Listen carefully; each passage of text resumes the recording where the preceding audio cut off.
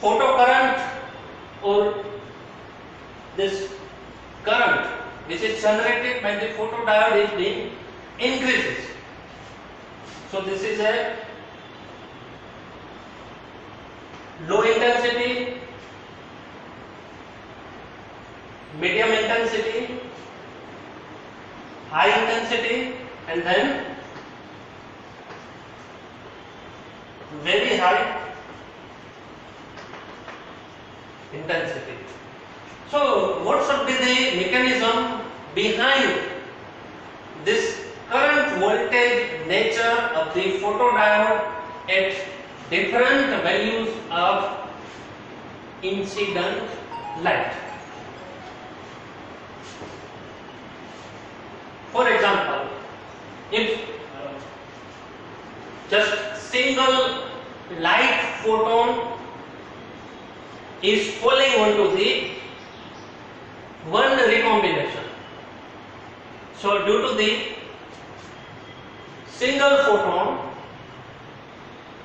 single electron is being generated.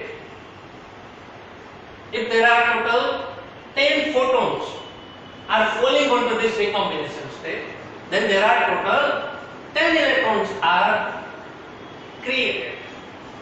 So the current which is generated by the one electron and the current which is generated by the 10 electron. So we can say that current means, electric current means it is the quantity of the charge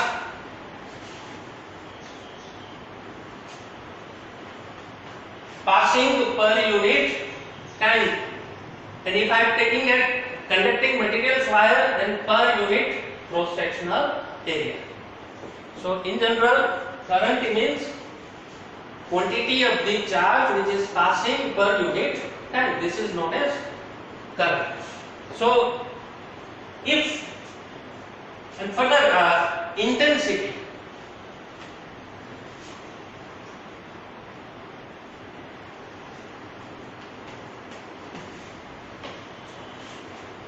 power per unit area means intensity. So ultimately we can say that if intensity of the photodiode is being increases, number of free electrons which are generated by this photodiode is also being increases, and if number of free electrons are being increases, then photocurrent will be increases. So we can say that if I have low intensity means low number of photons are there, less numbers of photons are there, and less numbers of photons are there means less numbers of free electrons are generated. Less numbers of free electrons are generated, and less numbers of free electrons are generated, it will give us low photo current. If high intensity is falling onto the depletion barrier, if high intensity is falling onto the depletion barrier means number of photons which are falling onto the depletion barriers high, number of generated conduction electrons are also being a high, and high value of a free or conduction electron will give us high value of photocurrent. So this is a very high intensity means high current. It should be noted that in this figure, in this IV characteristics of the photodiode, this is a dark current. Dark means in a absence of the light. We can say that photodiode is used to convert light energy to the electrical energy, but the dark means absence of the light. If no light is falling onto the photodiode, Then also current is being generated by the photodiode. This is known as dark current. Dark current means it is the current which is generated by the photodiode in an absence of the light. This is known as dark current. We can say that in an absence of the light, no photons are falling onto the depletion barrier, and if no photons are falling onto the depletion barrier, there will be no photo current or free electrons can be generated. But the reason behind the generation of the dark current is that dark current is not generated by the light. Dark current is not being generated by the light energy or photon.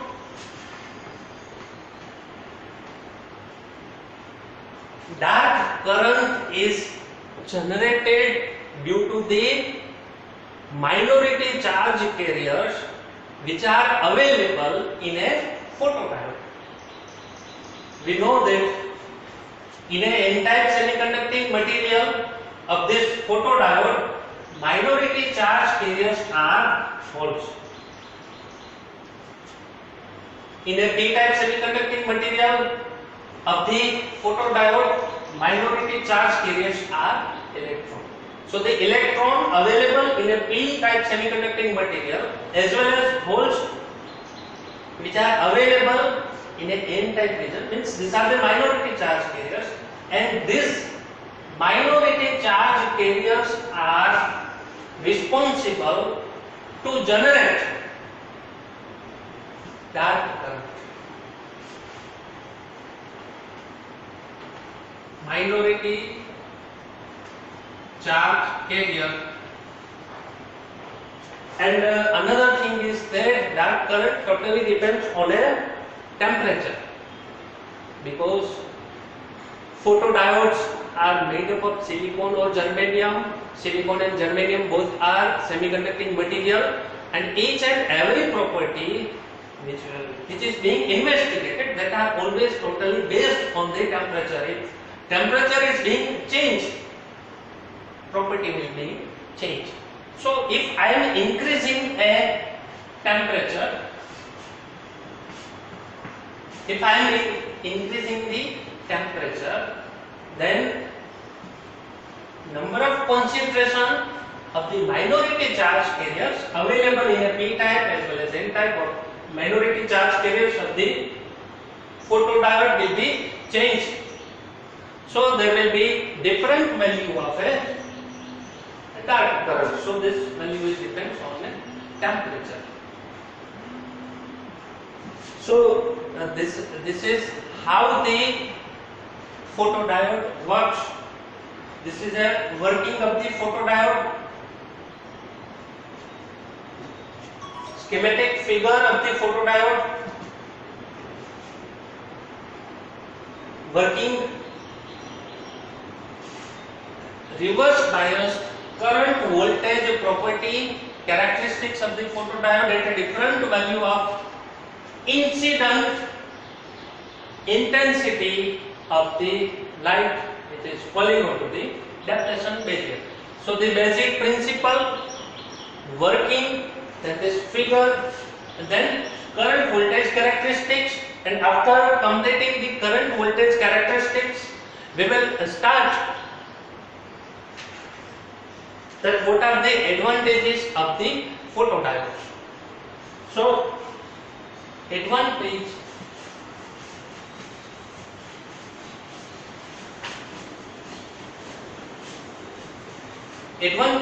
of the photodiodes.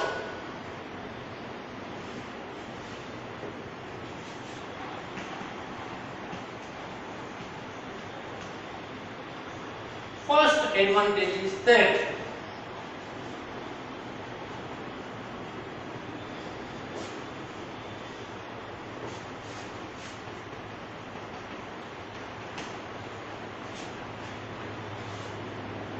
This is as M is slope, intensity and reverse current. M is a slope, intensity means E and reverse current is IR. So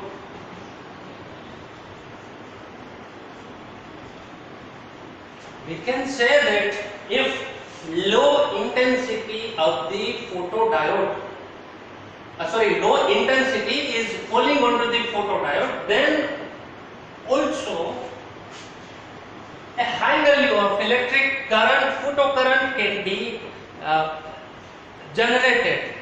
So it shows that there is a high sensibility. High sensibility means low value of intensity will also lead us a high value of reverse current. So we can say that low value of incident intensity light also can be detected with the help of photodiode.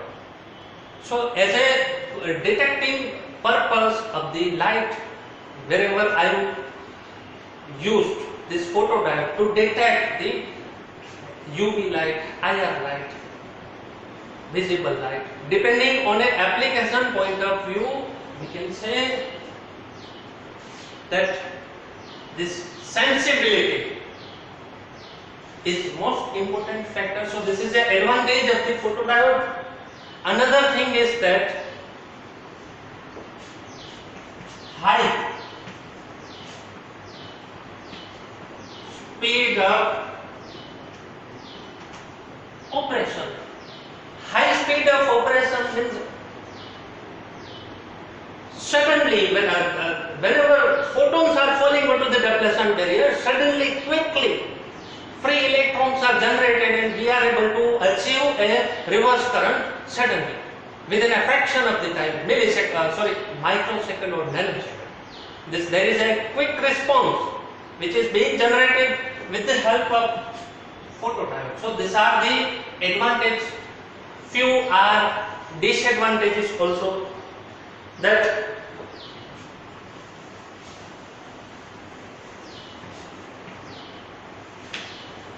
for example, dark current is being generated and this dark current is totally depending on a temperature. So this is a disadvantage. Another thing is that poor temperature stability. Why there is a poor temperature stability? The reason behind this poor temperature stability means stability which is being achieved with the help of photodiode, that is totally based on the temperature, and if temperature is being changed, stability of the photodiode will be changed. Another thing is that conversion of the light energy to the electrical energy is achieved with the help of photodiode, but we must operate this photodiode under the reverse bias situation.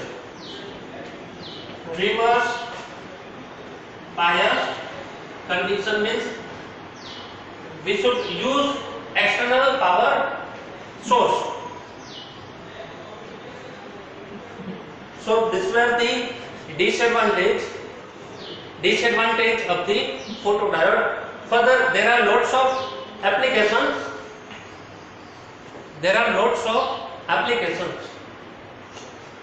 For example, these are used to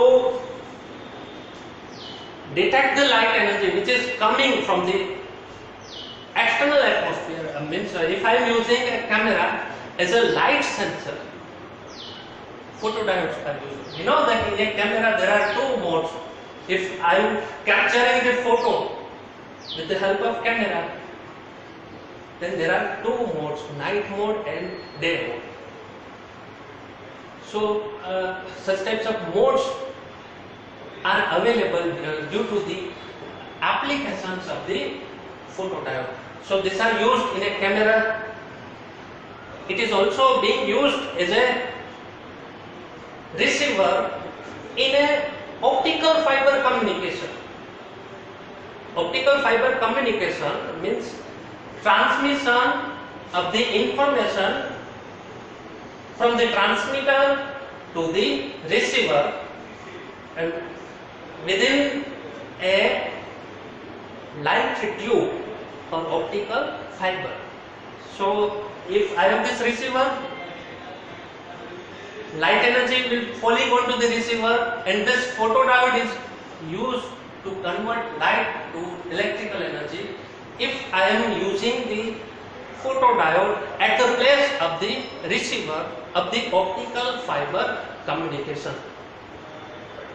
In a light intensity meter we should use photodiode. We know that in a test match umpires are used at the evening time, that whether this light is visible or not visible by the player. So in order to check the visibility, to check the intensity of the light meter or flux meter can be used, and this light intensity meter or flux meter is made up of photodiodes. It is also used in switching process, in demodulation process. We should use photodiode. Not we should use, but photodiode is already being used. In a logic circuits, photodiodes are used in general case. In a optical communication equipments, photodiodes are used. Encoders, which is also made up of few photodiodes. So our answer will be, we should write the answer in a basic principle. After completing the basic principle, we should write schematic diagram. After completing the schematic diagram, we should start to give an explanation about the working of the photodiode. After completing the working, we should go towards the current voltage characteristics, IV characteristics of the photodiode, and different value of incident intensity of the light. And after completing this, we should move on to the advantages, then disadvantages, and then we will complete the writing of this question in exam with the applications of the photodiode.